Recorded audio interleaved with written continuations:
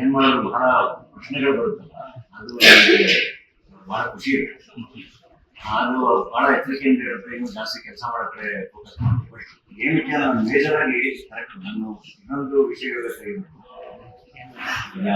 ಖಾಲಿ ಬಿರಿಯಾನಿ ತಿಂದ ಅಥವಾ ಖಾಲಿ ನಿಮ್ಗೆ ಅಂದ್ರೆ ದ ಮೋಸ್ಟ್ ಡೇಂಜರಸ್ ಜಾಬ್ ಅದು. ಅಂದ್ರೆ ನೀವೇನಾದ್ರು ಒಳ್ಳೇದು ಹೇಳಕ್ ಹೋಗೋದಿಲ್ಲ, ಅದು the most dangerous job society. ಅದು ಬಹಳ ಕಷ್ಟ, ಯಾಕಂದ್ರೆ ಎಲ್ಲರೂ ಮನುಷ್ಯರು, ಎಲ್ಲರೂ ತಪ್ಪು ಮಾಡಕ್ ಸಾಧ್ಯ, ಅಥವಾ ಎಲ್ರಿಗೂ ಎಲ್ಲಾ ಜ್ಞಾನವೂ ಇರಲ್ಲ. ನಾನೇನು ವಿಶ್ಲೇಷಣೆ ಆಯ್ತು ವಿಚ್ ಇಸ್ ಓಕೆ. ಅಂದ್ರೆ ಏನ್ ನಡೀತಾ ಇದೆ ಅಥವಾ ಸುತ್ತಮುತ್ತ ಅಥವಾ ಸೊಸೈಟಿ ನಾವು ಏನ್ ಯೋಚನೆ ಮಾಡ್ತಾ ಇದೀವಿ, ಹೆಂಗ್ ಯೋಚನೆ ಮಾಡ್ತಾ ಇದೀವಿ, ಅದೆಲ್ಲರೂ ಗೊತ್ತಾಗುತ್ತೆ. ಅಟ್ಲೀಸ್ಟ್ ಈ ತರ ಡಿಸ್ಕಷನ್ ಆಗುತ್ತೆ.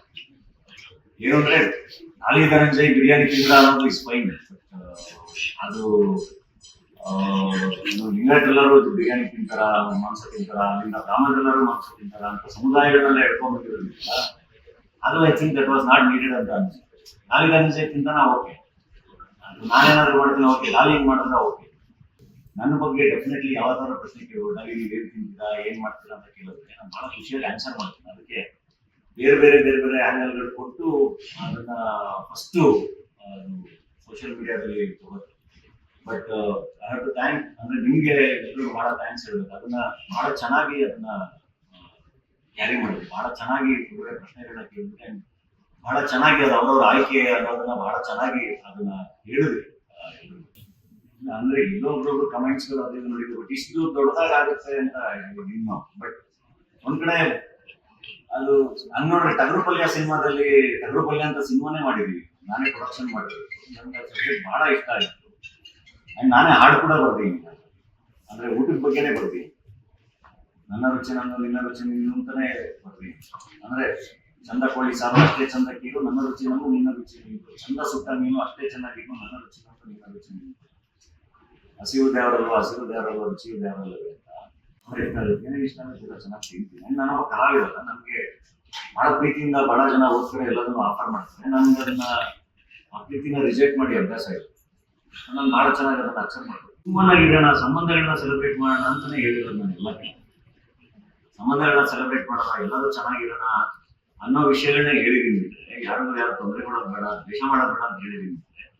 ಇನ್ನೇನ್ ಹೇಳಿದೀನಿ ಅಥವಾ ಏನ್ ಮಾಡಿದೀನಿ ಅನ್ನೋದಕ್ಕೆ ಅಷ್ಟಕ್ಕೇನೆ ಅಷ್ಟೊಂದು ಪ್ರಶ್ನೆಗಳು ಬರುತ್ತೆ ಅನ್ನೋದು ಹೆಂಗೆ.